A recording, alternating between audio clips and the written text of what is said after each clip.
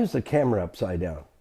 I don't know. We'll figure that out later. But anyways, welcome to Car Connection Workshop. Today's video brought to you by City Auto Sales and Leasing, the Greater Toronto Area's premier pre-owned auto store. Check in with Earl and Louise Grant and let them know that Car Connection sent you. It's a safe place where you can buy a pre-owned vehicle and be treated with honesty and integrity, and buy a vehicle low mileage, fair prices.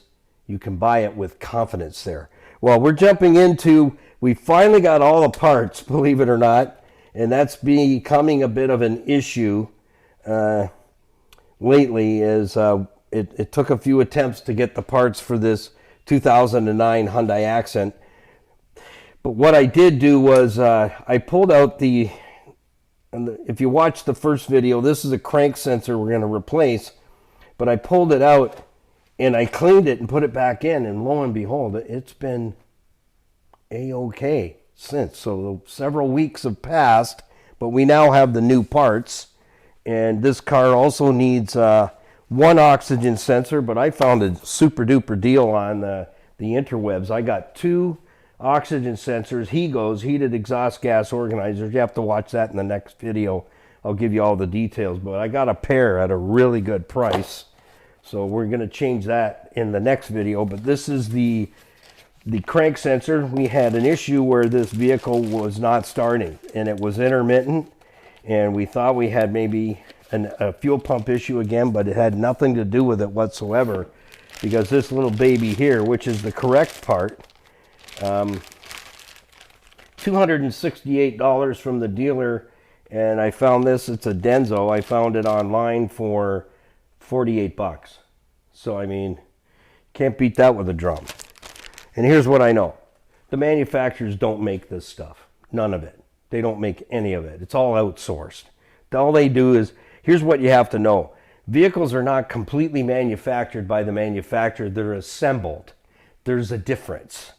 So they don't make this stuff. They don't make the grill. They don't make these plastic things. They don't make all of that. Everywhere you look, unless it has Hyundai on it, it was made by a vendor. So this is a vendor, Denso, and it matches the factory one to a T. But we had issues getting the parts, and then the parts description on the interwebs said it fit from 2004 Hyundai Accent with a 1.6 all the way up to 2011, and the end of it was this long.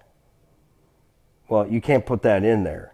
And so I wrote a letter to the interwebs and said, you need to have that vendor that's selling this crank sensor. It does not fit this model whatsoever, because you cannot put a sensor that's almost 3/4 of an inch longer into the engine block and let the crankshaft sever it off for you, and now you got to take the engine apart.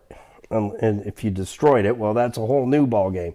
So we're going to get this video done and put a known good sensor in. But like I said, I pulled that one out, and I pulled it out. It's not too bad to get it. It's one 10mm bolt, and you're going to undo a little clip.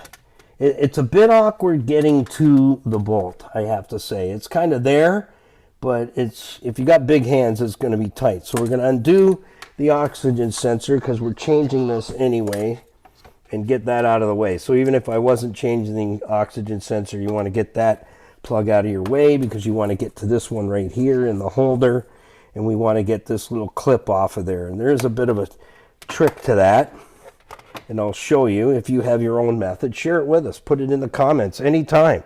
Hey, you know what? I'm always open to other ideas, and if I use it, great. If I don't do that to hurt your feeling or anything. Just that we all have our ways, don't we? And I'm good with that. Always have been. It's not a problem for me. If you do something a certain way and it's different than my own, and you're more comfortable with your way, then do it your way. Because this is almost like Burger King here. You can almost have it your way, and when you can't, we'll throw something at you. So it's good. We let you know what's going on. So watch it when you do these clips, because I'd rather use a screwdriver, because I see something coming there where the hook goes right into my finger, and then it's sore for the rest of the week, and you know, Why bother? Don't set yourself up for a boo-boo. That's what I'm saying. So we'll just use this screwdriver here. I gotta get this clip out and cup it with your hand because these things fly. They do. They can come off nicely or they can come off nasty. And sometimes you get it easy and sometimes you don't because there's a tail right here. There we go. That's why I cup it. See how it came into my fingers? If you don't, this thing's going to fly, and then you need that. And if you don't have a pile of those somewhere where you can get to them, you're in a bit of a trouble. So now what I do there, I'll treat you to a trick, not a treat. You have to stick around for October's video for that, trick or treat. Right, Skippy? Trick or treats only happen when it's raining. I've heard that somewhere before. So just get this thing started. Don't take your fingers off of it. Now that's ready to just push the plug in and it'll snap right into place. So you can preload it so you're not messing with both sides. So that I do that for all the European cars, have this same method with that clip. Once you've got it off, put it back on the plug so you don't lose it, and it's ready just to boop, plug right in there. Okay, so now we got to get down there and get that screw out, and I've already had it out, so it should be friendly to me. This light doesn't seem that bright. Like, what's going on with that? Bright light. No, not today. Where are you, little thing? You little critter. It's only one bolt. That's it. And again, you don't need to tighten this tiny little bolt up like it's holding up the engine, because it's not. So fellas, take it easy. I'm seeing guys out there, you're using these battery pack guns, zip guns, way too much on little tiny screws, and you're splitting plastic panels. Like, you're making a mess out there is what I'm saying. You're making a mess of things because you're not paying attention to how much torque that thing's putting on stuff, and you're over torquing stuff all the time. I don't do it because I don't want to be breaking people's plastic. It's bad enough we have all this plastic stuff around it. It's everywhere. And I did ask a question, but nobody's answered it yet on email. What is all this plastic made of? What is it, was my question. What is it? I want somebody to tell me in the comments. So put it down in the comments. What is all this plastic? I want to get that conversation going, because you need to know. First of all, the reason they're putting it in is because it's cheap. It's lighter, and the car can get more better mileage. So when I took this out, it had some shellac on here. So it wasn't clean like the old one. It was brown. And I cleaned it, and see how shiny it is? And it's been working perfect ever since. How about that? Yeah, how about them apples? So this thing is probably okay, but if it's not, it's going to leave the person on the side of the road with a no start. So you could use it as a spare, but I don't know. You know, how much stuff can you keep? That's the thing. Well, I'll just put it over there with the other stuff. Oh, the pile's getting high. You know, it's almost up to the ceiling. How long do you keep this stuff? You know what I'm saying? But that's what I did for the lady, was I pulled it out. Then I discovered that it was the wrong one, and the other one's this long. And we waited days for it to get here. So we're waiting a lot for parts right now, just so you know. So all I did was I cleaned this up with some steel wool and some brake parts cleaner, and it's nice and shiny. And it has been working top drawer. So what I did was, after I cleaned it, I came over to my bench to see if it would stick. Now before I cleaned it, I put it on here and it wouldn't stick. It fell off every time. So then I got the new one and put it on there and compared it. And I knew that was going to work when I put it back in. Because it works, it's magnetic, and it's reading a gear inside. It has notches on it, so you have a crest square and a bottom square, so like teeth on a pumpkin. And so that's what it's reading. It's seeing a peak in a valley, a peak in a valley, a peak in a valley, and that's how you know. But just so that you know, I cleaned it, and before it wouldn't stick. It would just fall right off, so then I cleaned it, and it sticks, and then the new one sticks at about the same, almost the same gauss. Not 100%. This one, I would say the new one has got it beat for sure. So if I pull that, it's fairly good, but that is pretty tight. So it's working, but how long would it stay working? I really don't know. So you're better off. It's one of those things where I say, I'm just going to come over there and need some lube there, Skippy. I always put a little electrical grease on there, so I'm slipping it into the block. So just a little bit on that O-ring. Don't get any on the end. You want that to remain clean. So what happens is, if you're really bad with your oil changes, extending them, your sensors, there's camshaft sensors, crankshaft sensors, this gets built up with varnish, and then it can't read. It can't see what it's supposed to be seeing and registering. So now we're ready to plop this back in. Yeah, this light doesn't seem like it's fully charged, so we might have to put that one aside and grab the other one, because I feel like I'm working in the dark. So I don't know if you can get down there, Skippy, and show them that hole, because the hole is down in here. I don't know if you can get in there, if you can stand on your head or something. I don't know. Probably not. We're going to skip that. I thought maybe we could get a shot there, but it is pretty tight. So we need to get that down in that hole. Make sure that the O-ring, before I go too far, is the O-ring on that or not? And it isn't. See, the O-ring's missing. So we just about did a little blunder there. We need our pick.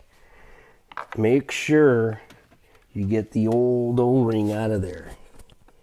And I see it. Right there. So double check that. Even when you're doing oil filter changes, make sure the O-ring is, the old O-ring is out of there. See, that would have been a boo-boo putting that in there. So yeah, we don't want to do that. So we're just going to clean this off, and then we're going to fiddle around. Like I said, it looks like it's easy to get to, but it is a bit, I have small hands. No, I'm not a carny. And I don't smell like cabbage, just so you know. Yeah, the hole is clean. Make sure it's clean. You won't drop anything in there. And now we're ready to plop this in. So yeah, this light is not very good. It's not treating me good. Ding! Lunchtime. Not yet, Skippy, not yet. Back off. So now you got to push that in and rotate it to where you need it. Like I said, it seems like it's an easy spot, but it really isn't. Better than most, I'm going to say. Better than most. Summer, you might as well pull the engine out. It'd be easier.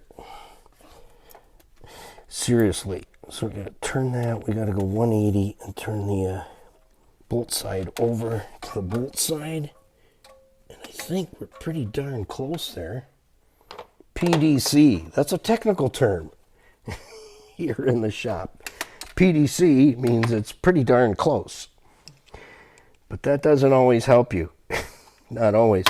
And here's another thing. Here's another little trick. I need to get that bolt in there, right? So, and this thing, the nut is, this is going to fall on me. So what I do is I just take a piece of my cloth, put it over there, shove this in to the cloth.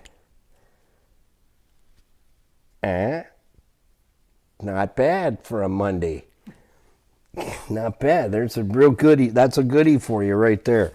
That's all you need, a little piece of cloth. Now I'm going to be able to get that bolt. You know what? I need a light, a real light. This thing, I don't know why I had it on the charger, but you never know. We'll charge that one up again, because that one is, it should be a lot brighter than that.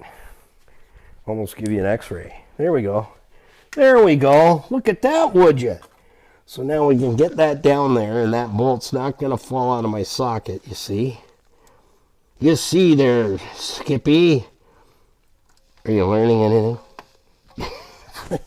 Are you learning anything on a Monday morning? Just rotate that a little bit.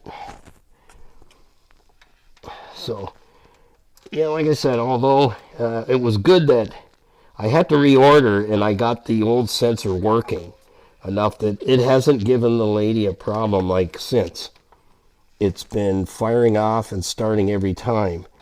But you'll have to watch that video that shows you checking it with the scan tool. Because it's reading engine RPM. That's what it's reading, is engine RPMs. So you just got to get that ear. Like I said, it looks simple, but it really is a bit of a headache to get in there because the block is so close to the transmission housing. But we're there. And just take your ratchet, and I just use a 1/4-inch ratchet, and I'm just going to snug that up. And then we got 2 oxygen sensors to change. We're going to do that in another video because that's the service light is back on, but it's not on for the crank sensor. It's on for the oxygen sensor that's saying see you later. It gets lazy is what happens to it. Okay. And you go, well, where's the paper? Well, watch me dance. Got my little pick.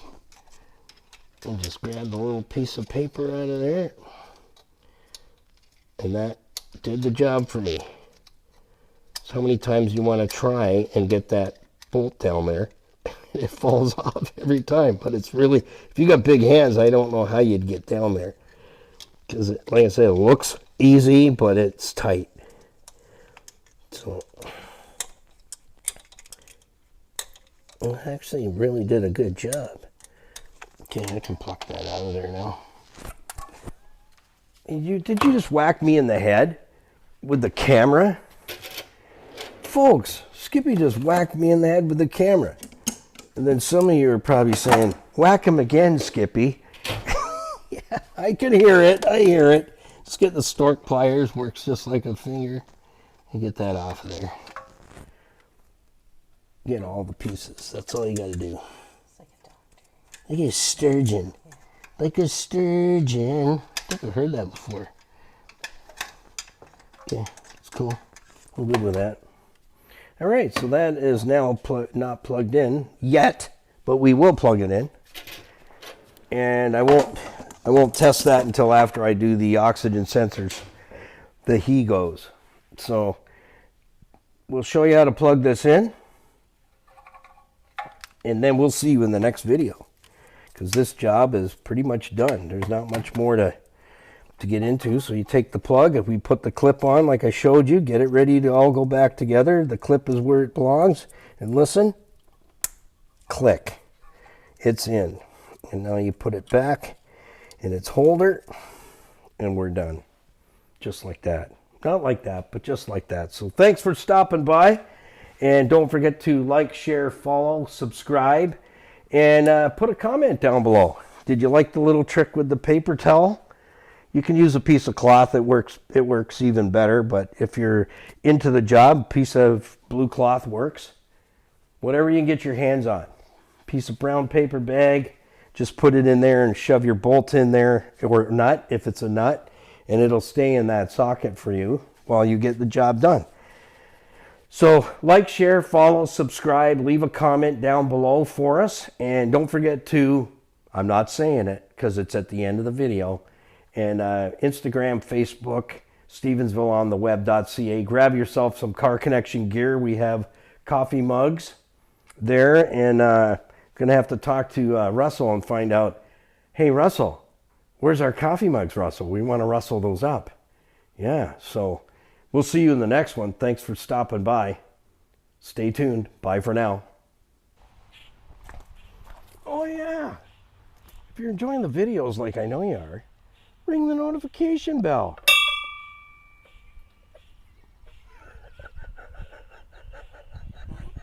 It works.